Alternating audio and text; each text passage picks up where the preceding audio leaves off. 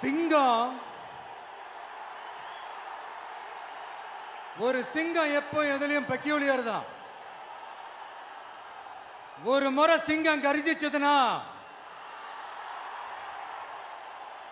அந்த சவுண்ட்ல ஒரு 8 கிலோமீட்டருக்கு சும்மா அதிரும், எல்லா திசைகளும் அதிரும். அப்படிப்பட்ட அந்த சிங்கம் வேட்டைக்கு மட்டும்தான் வெளியில வரும், வேடிக்கை பார்க்கறதுக்கெல்லாம் வெளியில வராது. வேட்டையில கூட உயிரோடு இருக்கிற மிருகங்களை தான் வேட்டையாடும். அதுலயும் பெரும்பாலும் தன்னை விட பெரிய சைஸ் உள்ள மிருகங்களை தான் குறி வச்சு தாக்கும், ஜெயிக்கும். எவ்வளவு பசியில் இருந்தாலும் உயிர் இல்லாததை, கெட்டு போனதை தொட்டு கூட பார்க்காது. அப்படிப்பட்ட அந்த சிங்கம் அவ்வளவு ஈஸியா எதையும் தொடாது, தொட்டா விடாது. காட்டோட 4 பக்கமும் மார்க்கிங் மை டெரிட்டரின்னு தன்னுடைய பவுண்டரியை தானே வகுக்கும். அப்படிதான் அந்த காட்டையே தன்னோட கண்ட்ரோல்ல வச்சிருக்கும். சிங்கத்துக்கு கூட்டத்தோட இருக்கிறதுக்கும் தெரியும், தனியா இருக்கிறதுக்கும் தெரியும். அப்படியே தனியா வரணும்னு நினைச்சாலும் அஞ்சாம அலட்டிக்காம சும்மா கெத்தா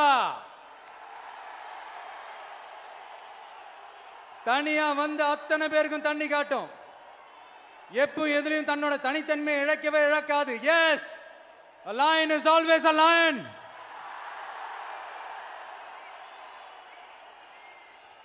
There are so many jackals and other animals in the forest, but there will be only one lion. And even if it is single, it will be the king of jungle. It is not only a description but also a clear declaration. சிங்கத்தை பத்தி பேசிட்டு நம்ம சிங்க குட்டிகளையும் சிங்க பெண்களையும் பத்தி நம்ம பேசாம இருக்க முடியுமா? அவங்களை எப்படி நான் மறப்பேன்? அவங்க தான் என்னுடைய உயிராச்சே, என் நெஞ்சில் குடியிருக்கும்.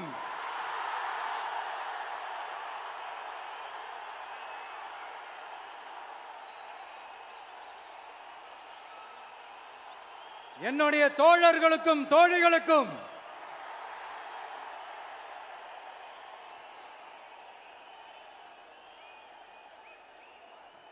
நேர்ல வர முடியாத சூழல்ல வீட்டில் இருந்துகிட்டே நம்மளோட இந்த மாநாட்டில் நேரலை வாயிலாக கலந்துகிட்டு இருக்கிற என்னுடைய அம்மாக்கள், அக்கா தங்கைகள், அண்ணன் தம்பிகள், நண்பர்கள் அனைவருக்கும் என்னோட உயிர் வணக்கம். என்னோட உயிர் வணக்கம், என்னோட உயிர் வணக்கம்.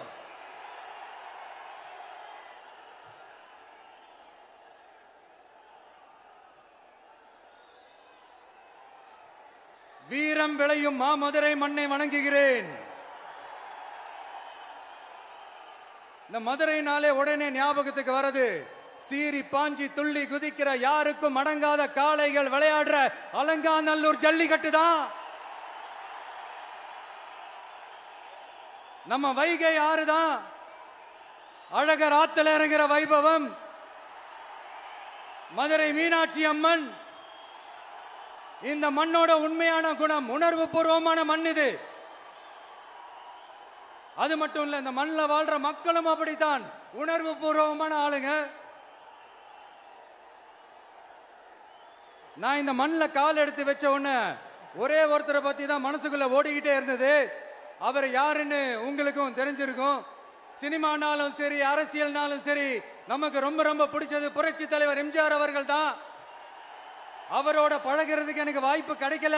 ஆனா அவரை மாதிரியே குணம் கொண்ட என்னுடைய அண்ணன் புரட்சி கலைஞர் கேப்டன் விஜயகாந்த் அவர்களோட பழகிறதுக்கு எனக்கு நிறையவே வாய்ப்பு கிடைச்சது. அவரும் இந்த மதுரை மண்ணை சேர்ந்தவர் தானே, அவரை மறக்க முடியுமா? தமிழ்நாட்டு மக்கள் உணர்வுபூர்வமா உண்மையா நம்ம பக்கத்திலே நிக்கிறவங்க, அதுக்கு ஒரு மிகப்பெரிய அடையாளம் தான் இந்த மதுரை மண். நம்ம தமிழக வெற்றி கழகம் கையில் எடுத்திருக்கிற அரசியலும் அப்படித்தான். உண்மையான அரசியல், உணர்வு பூர்வமான அரசியல், நல்ல அரசியல், நல்லவங்களுக்கான அரசியல், நாட்டு மக்களுக்கான அரசியல், நல்லது மட்டுமே செய்கிற அரசியல்.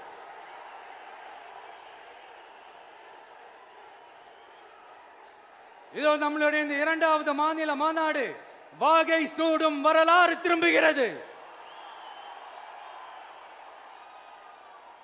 அப்படி இந்த மாநாட்டுக்கு பேர் வச்சிருக்கிறோம். 1967லயும் 1977லயும் நம்ம தமிழக அரசியல் ஒரு மிகப்பெரிய ஆட்சி அதிகார மாற்றங்கள் ஒண்ணு நடந்துச்சு இல்லையா? அதே மாதிரிதான் அடுத்த வருஷம் 2026ல அப்படி ஒரு வரலாறு திரும்ப போகுதுன்னு உறுதியா சொல்றதுக்கான மாநாடு தான் நம்மளோட இந்த இரண்டாவது மாநில மாநாடு. விக்கிரவாண்டி விசாலையில் நம்மளுடைய ஃபர்ஸ்ட் மாநாடு நடத்தணும், வெற்றி கொள்கை திருவிழா.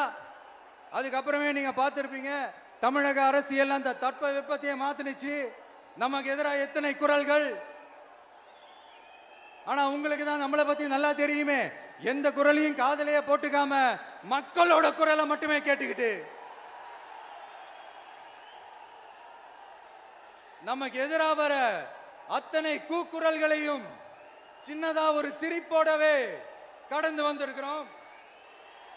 அது இல்லாம நம்ம மாநாட்டில் ஒலிக்கிற இந்த குரல் இந்த ஒற்றை தமிழ் மகனோட குரல் மட்டுமல்ல, ஒட்டுமொத்த தமிழ்நாட்டு மக்களுடைய குரல். தமிழ்நாட்டில் இருக்கிற ஒவ்வொரு வீட்டில இருந்தும் ஒலிக்கிற குரல், ஒட்டுமொத்த உலகெங்கும் வாழும் ஒவ்வொரு தமிழ் வீட்டிலிருந்தும் எழும் குரல். இந்த சினிமா என்கிற மாபெரும் கலை ஆயுதத்தின் வாயிலாக சாதி, மதம், இனம், பாலினம், மொழி கடந்து இந்த நாட்டின் மூளை முடுக்கெங்கும் ரசிகர்களாக இருந்து தோழர்களாக நம்மோடு பயணிக்க துவங்கியுள்ள அனைவரோடும் இணைந்த ஒவ்வொரு மனிதருக்காகவும் ஒலிக்கிற உரிமை குரல். மாநில உரிமைக்காக, பெண் உரிமைக்காக, சமூக நீதிக்காக, சமநீதிக்காக, மதச்சார்பின்மைக்காக உண்மையா ஒலிக்கிற குரல். அதனால் இந்த குரலுக்கு எதிராக இன்னும் இன்னும் எத்தனை எத்தனை குரல்கள் வந்தாலும் ஓங்கி ஒலிக்குமே தவிர ஒரு நாளும் ஓயவே ஓயாது. Yes, it is an unstoppable voice, an unstoppable force.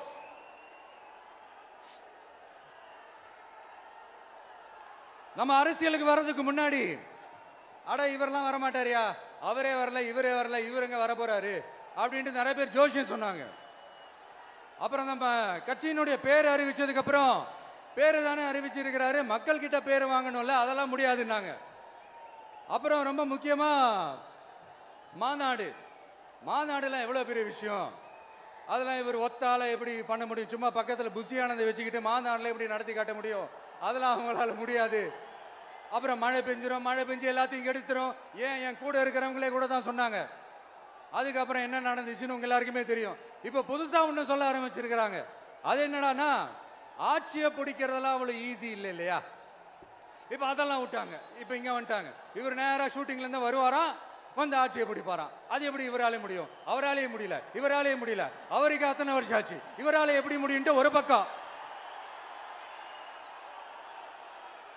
இன்னொரு பக்கம் கூட்டம்லாம் ஓகே தான், அது எப்படி ஓட்டா மாறும் அப்படின்றது இன்னொரு பக்கம். இப்படி கதை, திரைக்கதை, வசனம், இயக்கம், பாடல்கள்,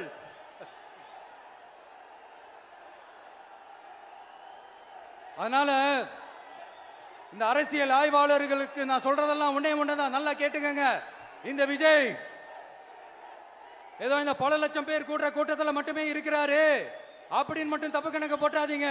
ஏன்னா நம்மளுடைய இந்த கூட்டம் வெறும் ஓட்டா மட்டும் இல்லைங்க, வரப்போற தேர்தலில் மக்கள் விரோத ஆட்சியாளர்களுக்கு நாம வைக்க போற வேட்டா, நம்மளை கோட்டைக்கு அனுப்ப போற ரூட்டா இருக்க போதுன்னு சீக்கிரமாவே தெரிஞ்சுப்பீங்க. ஏன்னா கோடிக்கணக்கானவங்களோட ஹார்ட்லயும் வீட்லயும் ஏற்கனவே ஆல்ரெடி உயிரா, உணர்வா, உறவா இருக்கிறோம். நம்மளுடைய கனெக்ட் எல்லாம் வெறும் மக்களோட மட்டும்தான். நாம யாருன்னு அவங்களுக்கு தெரியும், அவங்க யாருன்னு நமக்கு தெரியும். நாமளும் நம்ம மக்களும் எப்படி இருக்கிறோம்னு எதிரிங்களுக்கு நல்லாவே தெரியும். இருந்தாலும் இந்த விஜய் எதுக்குப்பா வந்திருக்கிறாரு, இவர் என்ன புதுசா என்ன திட்டம்லாம் சொல்லிட்டாரு அப்படின்னு வேற நிறைய கேள்விகள். இந்த சொல்றேன் தெரிஞ்சுக்கங்க. பெண் குழந்தைகள், பெண்கள் மற்றும் வயசானவங்களோட பாதுகாப்புல தான் நம்ம பிரையாரிட்டியே. அடுத்து இளைஞர்கள், உழவர்கள், உழைப்பாளர்கள், நெசவாளர்கள், மீனவர்கள், ஆதரவற்ற முதியோர்கள், மாற்றுத்திறனாளிகள், மூன்றாம் பால் இனத்தவர்கள்னு இன்னும் இங்க யாருக்கெல்லாம் கவர்மெண்டோட ஒரு ஸ்பெஷல் அட்டென்ஷன் தேவையோ அவங்க எல்லாருக்குமான ஒரு கவர்மெண்ட் அமைக்கிறது தான் நம்ம இலக்கே. நான் ஏற்கனவே சொன்னது தான் நான் திரும்பவும் சொல்றேன். நம்மளுடைய இந்த தமிழக வெற்றி கழகம் ஏதோ அரசியல் ஆதாயத்துக்காக தொடங்கப்பட்ட கட்சியெல்லாம் கிடையாதுங்க. கொள்கை கோட்பாடுகளோடு தந்தை பெரியார், பெருந்தலைவர் காமராஜர், அண்ணல் அம்பேத்கர், வீரமங்க வேலு நாச்சியார், மக்கள் சேவகர் அஞ்சலை அம்மாள், நம்மளுடைய 5 கொள்கை தலைவர்களோட வழிகாட்டுதல்களோடு தொடங்கப்பட்ட கட்சி. நம்ம ஸ்டாண்ட்ல நாம எப்பவுமே ஸ்ட்ராங்கா தாங்க இருக்கிறோம்.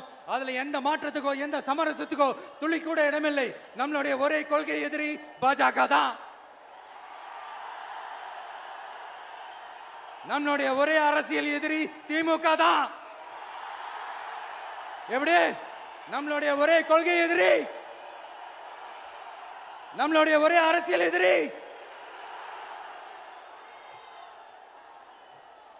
ஏதோ அண்டர் கிரவுண்ட் ஆதாயத்துக்காக டீல் போட்டுக்கிட்டு டீல் பேசிக்கிட்டு இந்த அலையன்ஸ் வச்சுக்கிட்டு இந்த ஊரை ஏமாத்துற கட்சி எல்லாம் நம்ம டிவிக்கே கிடையாதுங்க. யாருக்காகவும் எதுக்காகவும் எந்த பயமும் கிடையாது.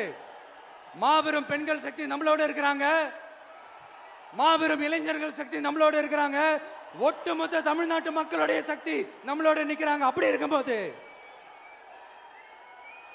இந்தியாவில் இருக்கிற எல்லா ஸ்டேட்லயும் வாழ்ற நம்ம தமிழ் நெஞ்சங்கள் மட்டும் இல்ல, உலகம் பூரா 100க்கும் மேலான நாடுகள்ல வாழ்ற நம்ம தாய் தமிழ் உறவுகள் எல்லாருமே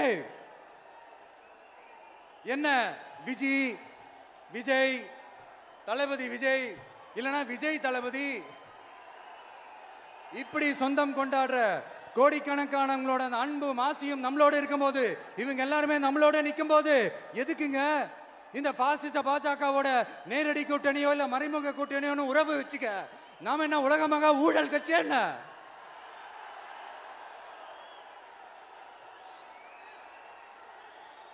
நம்மளை பத்தி சின்னதா ஒரு உண்மை ஒண்ணு சொல்லலாமா?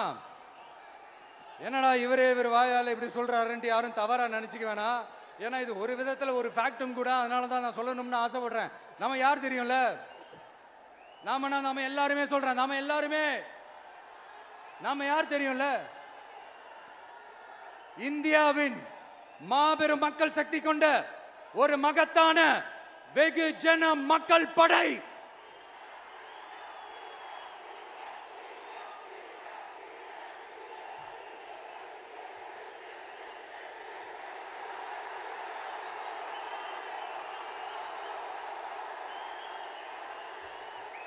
அதனால நம்ம தலைமையில நாம் அமைக்க போற இந்த உண்மையான மக்களாட்சிக்கான அச்சாரமாக மாபெரும் மக்கள் சக்தியே அணி அணியாக நம்மளோட திரண்டு நிக்கிறப்போ இந்த அடிமை கூட்டணியில சேர வேண்டிய அவசியம் நமக்கு எதுக்குங்க? நம்மளுடைய இந்த கூட்டணி சுயமிழந்த கூட்டணியெல்லாம் இருக்காது, சுய மரியாதை கூட்டணியா தான் இருக்கும். இந்த ஒரு பக்கம் RSS கிட்ட அடிபணிஞ்சுக்கிட்டு, இன்னொரு பக்கம் மதச்சார்பற்ற கூட்டணின்னு இந்த மக்களை ஏமாத்துற கூட்டணியெல்லாம் நம்ம கூட்டணி இருக்காது.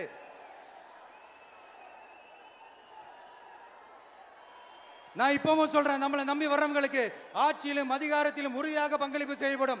உடனே இந்த கேள்விகள்லாம் வரும். அப்ப யாரு கூட்டணி, யாரு வரா, யாரு போறா, இந்த கேள்விகள்லாம் வரும். இந்த கேள்விகளுக்கெல்லாம் ஒரே ஒரு பதில் தான், சஸ்பென்ஸ்ல சஞ்சாரம் செய்யுங்க. ஆனா ஒண்ணு, 2026ல 2 பேருக்கு நடுவுல தான் போட்டியே. ஒன்னு TVK, இன்னொன்னு DMK. இந்த போட்டி எப்படி இருக்க போதுன்னா, இந்த அலையன்ஸை வச்சு எப்படியாவது நம்ம தப்பிச்சிடலாம். என்ன இந்த பழைய இந்த மேத்தமேட்டிக்ஸ், அரித்மேட்டிக்ஸ் இதெல்லாம் வச்சு எப்படியாவது நம்ம தப்பிச்சிடலாம் அப்படின்னு நினைக்கிறவங்களோட அந்த கனவு ஒரு நாளும் மைப்படாது. சரி, இப்ப நம்ம வேற ஒரு ஏரியாவுக்கு ஒண்ணு வருவோம். எதிர்காலம் வரும், என் கடமை வரும், இந்த கூட்டத்தின் ஆட்டத்தை ஒழிப்பேன்.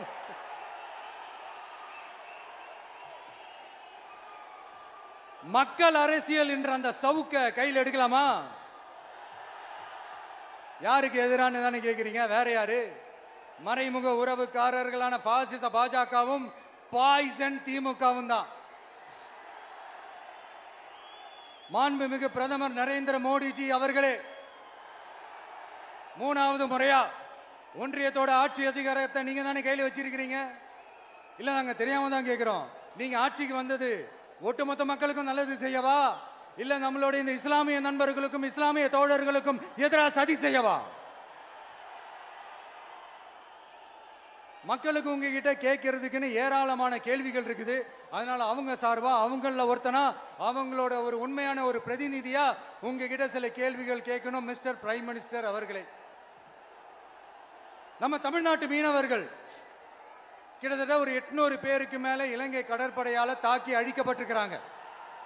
அதை கண்டிக்கிறதுக்காக உங்களை பெருசா எதுவும் செய்ய சொல்லல, சின்னதா ஒண்ணு மட்டும் செஞ்சு கொடுங்க. இனிமேலாச்சும் எங்களுடைய மீனவர்கள் பாதுகாப்பா இருக்கிறதுக்காக இந்த கச்சத்தீவை இலங்கை கிட்ட இருந்து மீட்டு கொடுத்துருங்க, அது போதும்.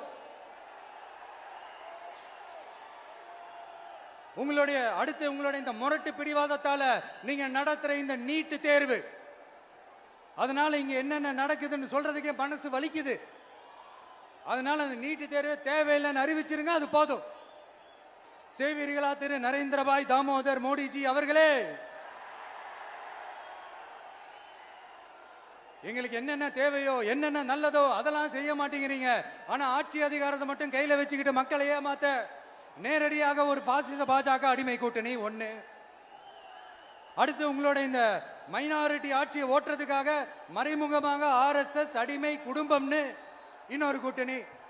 இப்படி மக்கள் சக்தியே இல்லாத இந்த ஊழல் கட்சிகளை மிரட்டி அடிபணிய வச்சு 2029 வரைக்கும் சொகுசு பயணம் போயிடலாம்னு திட்டம் தீட்டி வச்சிருக்கிறீங்க. அதானே ஜி? என்ன ஜி? ஒண்ணு மட்டும் சொல்றேன், தெரிஞ்சுக்கங்க. என்னதான் நீங்க இந்த நேரடி மறைமுக கூட்டணி குட்டிகரணம் போட்டாலும் தாமரை இலையில தண்ணியே ஒட்டாது. தமிழக மக்கள் மட்டும் எப்படி ஒட்டுவாங்க?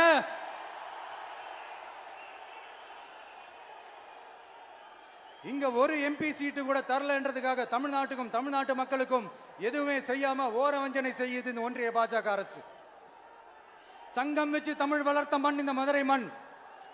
அதனால இங்க அந்த கீழடியில கிடைச்ச ஆதாரங்களை எல்லாம் மறைச்சிட்டு எங்க நாகரிகத்தையும் எங்க வரலாறையும் அழிக்கிறதுக்காக உள்ளடி வேலை செய்யலாம்னு நினைக்கிறீங்க. தமிழ்நாட்டை தொட்ட என்ன நடக்கும் நீங்க பல உதாரணங்கள் இருக்குது. அதனால இதையெல்லாம் மறைச்சிட்டு எங்க மக்களை ஏமாத்திடலாம்னு மட்டும் நினைக்காதீங்க. மத நல்லிணக்கத்திற்கு பெயர் பெற்ற இந்த மதுரை மண்ணிலிருந்து சொல்றேன், உங்க எண்ணம் எல்லாம் ஒரு நாளும் ஈடேறாது.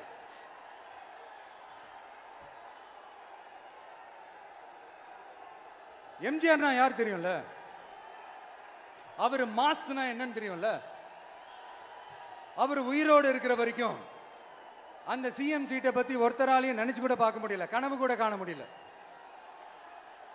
எப்படியாவது அந்த CM சீட்டை என்கிட்ட கொடுத்துருங்க, என் நண்பர் எம்ஜிஆர் திரும்ப வந்ததுக்கு அப்புறம் நான் திருப்பி கொடுத்துறேன்னு தன்னோட எதிரியை கூட மக்கள் கிட்ட கெஞ்ச வச்சவர் எம்ஜிஆர். எப்படி கெஞ்ச வச்சவர்? அதனால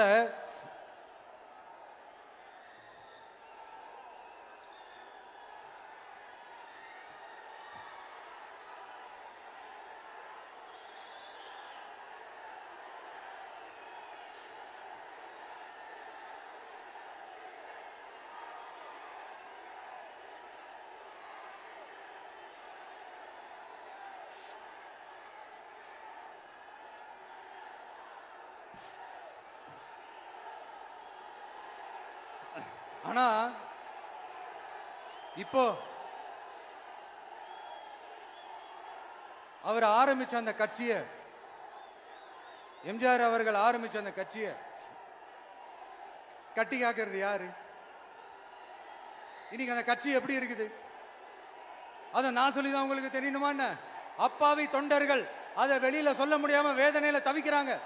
2026 சட்டமன்ற தேர்தலில் யாருக்கு ஓட்டு போடணும், எப்படிப்பட்ட ஆட்சி இங்க அமையணும்னு அந்த அப்பழுக்கற்ற அந்த தொண்டர்களுக்கும் ரொம்ப நல்லாவே தெரியும். அதனால என்ன வேஷம் போட்டுக்கிட்டு பாஜக இங்க தமிழ்நாட்டுக்குள்ள வந்தாலும் அவங்க வித்தை எல்லாம் இங்க வேலைக்கே ஆகாது. இப்படி பொருந்தா கூட்டணியா இந்த பாஜக கூட்டணி இருக்கிறதுனால இப்ப ஆட்சியில இருக்கிற இந்த வெற்றி விளம்பர மாடல் திமுக என்ன செய்யுதுன்னு தெரியும்ல? பாஜகவோட உள்ளுக்குள்ள ஒரு உறவை ஒண்ணு வச்சுக்கிட்டு வெளியில எதிர்க்கிற மாதிரி ஒரு டிராமா ஒண்ணு பண்ணிக்கிட்டு எதிர்கட்சியா இருந்தா போங்க மோடின்னு பலூன் விடுறது, ஆளுங்கட்சியா இருந்தா வாங்க மோடின்னு கொடை பிடிச்சுக்கிட்டு கும்பிடு போடுறது. இது மட்டுமா? ஒரு ரைடுன்னு ஒன்று வந்துட்டா போதும், இது வரைக்கும் போகவே போகாத ஒரு மீட்டிங், அதை காரணம் காட்டி டெல்லிக்கு போறது, அங்க ஒரு சீக்கிரட் மீட்டிங் நடத்துறது. நல்லா நோட் பண்ணணும் மக்களே, அந்த மீட்டிங் அப்புறம் இந்த இஷ்யூ அப்படியே காணாம போயிருக்குமே. அதேதான் Stalin uncle, what uncle is very wrong uncle.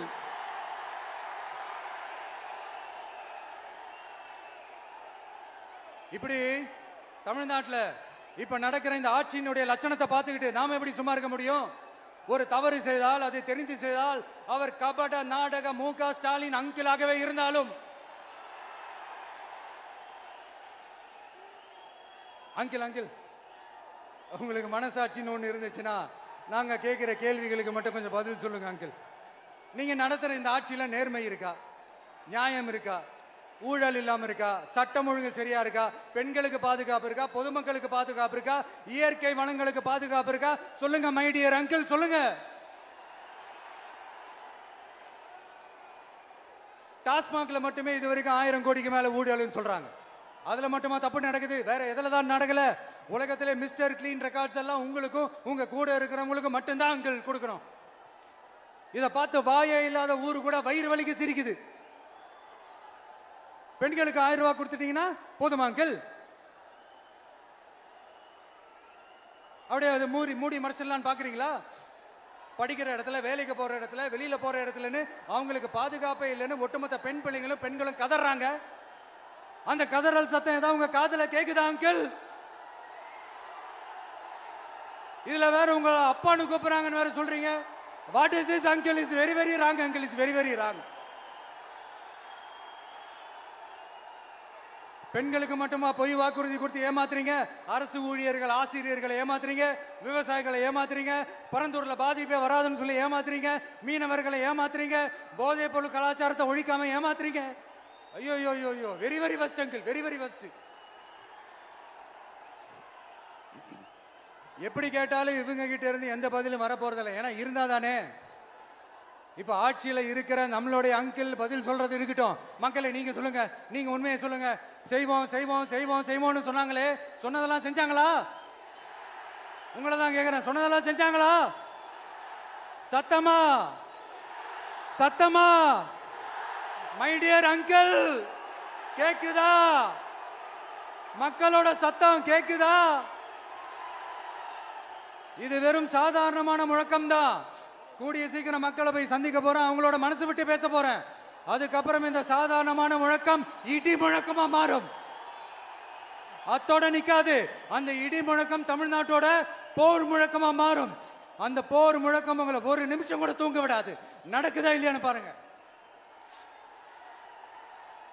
என்னடா இவன் இவ்வளவு ஸ்ட்ராங்கா சொல்றானேன்னு பாக்குறீங்களா? எல்லாரும் கட்சி ஆரம்பிச்சதுக்கு அப்புறம் தான் ஒவ்வொரு வீட்டுக்குள்ளேயும் போறதுக்கு ட்ரை பண்ணுவாங்க. ஆனா நாங்க அப்படி இல்லை. ஒவ்வொரு வீட்டுக்குள்ளேயும் போனதுக்கு அப்புறம் தான் கட்சியாவே ஆரம்பிச்சிருக்கிறோம்.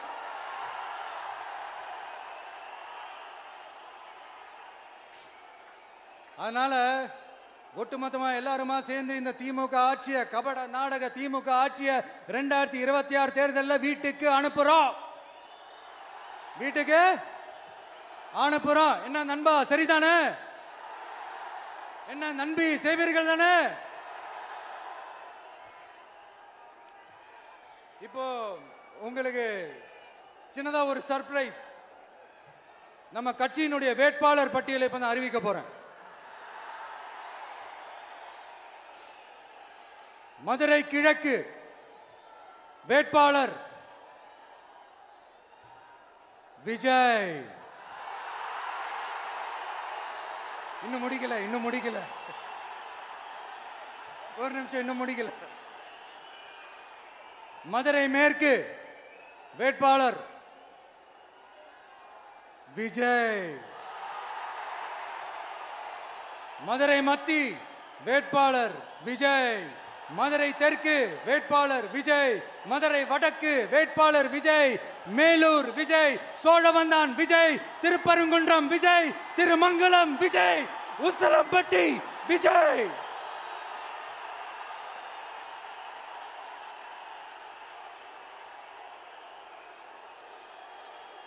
என்னடா எல்லா தொகுதியிலையும் ஒரே வேட்பாளர்னு பாக்குறீங்களா? 234 தொகுதியிலையும் இந்த விஜய் தான், அதாவது உங்க விஜய் தான் உங்க சின்னம்.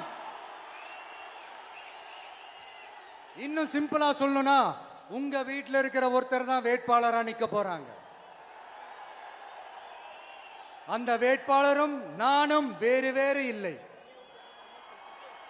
நீங்க அவருக்கு ஓட்டு போட்டீங்கன்னா எனக்கு ஓட்டு போட்ட மாதிரி, இந்த முகத்துக்காக நீங்க ஓட்டு போட்டீங்கன்னா உங்க வீட்டில் இருக்கிற உங்களுடைய வேட்பாளர் ஜெயிச்ச மாதிரி. என்னடா இவர் ஏதோ ஓவரா சொல்றாருன்னு நினைக்க வேணாம். பிராக்டிக்கலா அப்படிதான் இருக்கும், அப்படிதான் இருக்கணும். நீங்களும் அப்படிதான் நினைப்பீங்கன்னு நான் நம்புறேன். ஏன்னா இது நம்மளை விட நம்ம எதிரிங்களுக்கு இன்னும் நல்லாவே தெரியும். அதனால எல்லாம் இந்த அதிகார பலம் எல்லாத்தையும் தூக்கிட்டு வந்துருவாங்க. வரட்டும், பாத்துக்கலாம். TVK will take it, TVK will meet it, TVK will compete with it and TVK will conquer it, TVK will conquer it.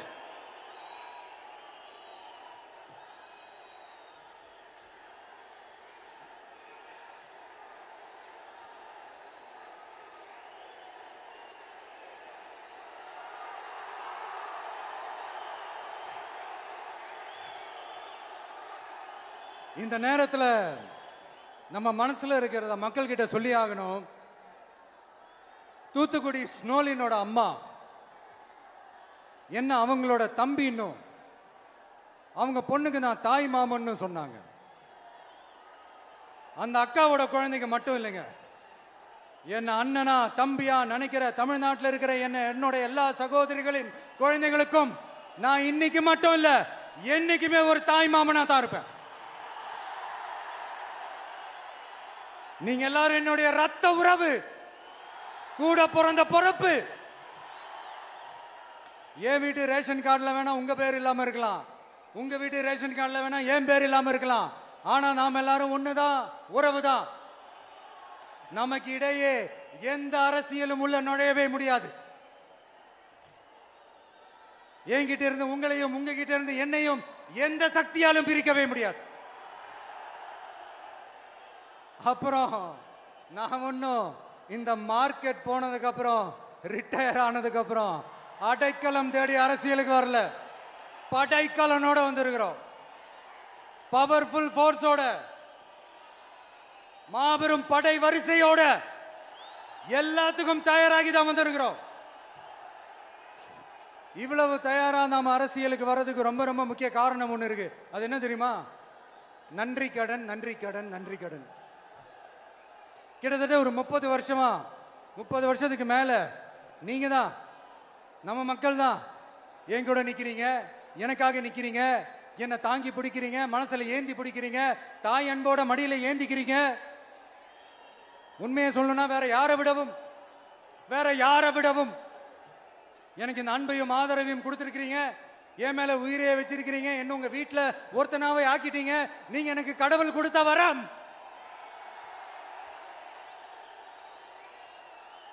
உலகம் பூரா நமக்காக நம்ம கூட நிக்கிற நம்ம மக்களை நான் எப்படி மறப்பேன்? நான் என் லைஃப்ல ரொம்ப உயிரா நினைக்கிறதே பெண்களை, குழந்தைங்களை, இளைஞர்களை, உழைக்கிற மக்களை தான். இவங்க தான் நம்மளோட வகைரா. இதை பார்த்து தான் நம்மளோட எதிரிகளுக்கு பத்தி எரியுது. அதுக்காக நாம் என்ன செய்ய முடியும்? அதனால நம்ம உறவுகளை, சொந்தத்தை, வகைராவை யாருக்காகவும் எதுக்காகவும் விட்டு கொடுக்க முடியாது இல்லையா?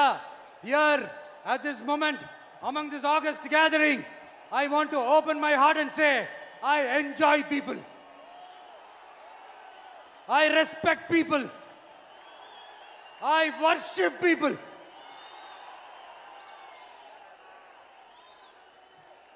சரிப்பா, இவ்வளவு செஞ்ச நம்ம மக்களுக்கு நன்றி கடனா உன்னால முழுமையா செலுத்த முடியுமான்னு கேட்டா சத்தியமா சொல்றேன், என்னால முடியாதுதான். இன்னும் எத்தனை ஜென்மம் எடுத்தாலும் அந்த நன்றி கடனை என்னால தீர்க்கவே முடியாது. அப்புறம் என்ன மானாவுக்கடா நீ வந்திருக்க அதானே கேக்குறீங்க? மைண்ட் வாய்ஸ் கேட்ட மாதிரி இருந்து. வாழ்நாள் முழுக்க நம்ம மக்களுக்காக ஆதரவா துணையா நிக்கிறத தவிர, அவங்களுக்காக உழைக்கிறத தவிர எனக்கு வேற எந்த எண்ணமும் இல்லை. எனக்கு இப்ப வேற வேலையும் இல்லை. இனிமே எனக்கு இதுதான் என் வேலையே, என் கடன் இனி என் மக்களுக்கு பணி செய்து கிடப்பதே. இப்படியா ஹார்ட் டு ஹார்ட் யதார்த்தமா பேசிய பழகிட்டோம். இதுக்கு மேலேயும் எனக்கும் மக்களுக்கும் இடையே இருக்கிற அந்த உறவை பத்தி நான் பேச ஆரம்பிச்சேன்னா ஒரு மாதிரி எமோஷனல் ஆயிடுவேன். அப்புறம் அதை கண்ட்ரோல் பண்றது ரொம்ப கஷ்டம். அதனால என்ன மனசார நேசிக்கிற நம்ம மக்களுக்கு ஒண்ணு சொல்றேன். இந்த விஜய் உங்க விஜய், உங்களுக்கான விஜய், உங்களுக்காக மட்டுமே இருக்கிற விஜய். உங்க கூட நிக்க, உங்களுக்காக நிக்க, உண்மையா நிக்க, உணர்வோட நிக்க, உறுதியா நிக்க, உங்க கூட பேச, உங்களுக்காக பேச, உண்மையா பேச, உணர்வோட பேச, உறுதியா பேச, உங்களுக்காக சேவை செய்ய உங்க விஜய் நான் வர.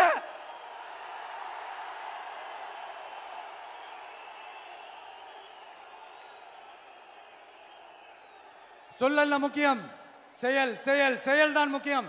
செய்க தான் சும்மா சிறப்பா இருக்கணும். நான் ஆட்சிக்கு வந்தேன்னா சும்மா அது செய்வேன், இது செய்வேன், நல்லது செய்வேன், உருட்டுவேன், புரட்டுவேன், அதெல்லாம் கிடையாது. செய்யறதுக்கு, நல்லது செய்யறதுக்கு, நல்லது செய்யறதுக்கு மட்டும்தான் இந்த விஜய். அப்புறம் ஒரு அரசியல் தலைவன், அவன் சினிமாக்காரனா, நல்லவனா, கெட்டவனா, இதெல்லாம் தாண்டி அவன் உண்மையானவனா, அதுதான் ரொம்ப ரொம்ப முக்கியம்.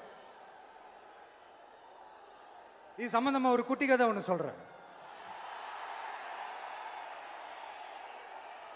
ஒரு நாட்டில் ஒரு ராஜா தனக்கு பக்கபலமா இருக்கிறதுக்காக, கூட துணையா இருக்கிறதுக்காக ஒரு தளபதியை தேடுறாரு. சரியான தகுதிகளோட ஒரு 10 பேர் செலக்ட் ஆகுறாங்க. ஆனால் அதில் ஒருத்தர் மட்டும் தான் செலக்ட் பண்ணணும். அதனால அந்த ராஜா என்ன பண்றாருன்னா ஒரு டெஸ்ட் வைக்கிறாரு.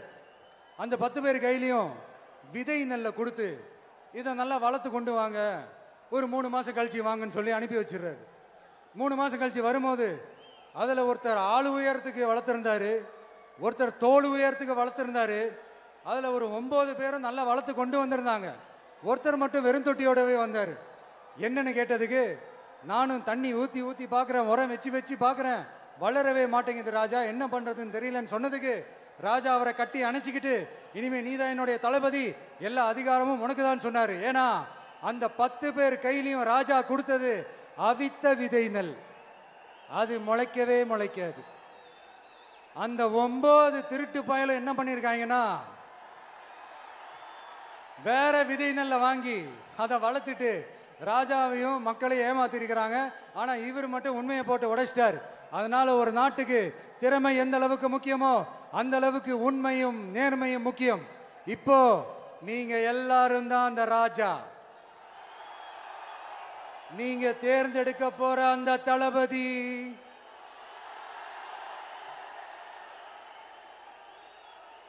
சும்மா சினிமாக்காரன் சினிமாக்காரன் சினிமாக்காரன். அம்பேத்கர் அவர்களை தோக்கடிச்சது சினிமாக்காரன் இல்ல, அரசியல்வாதி.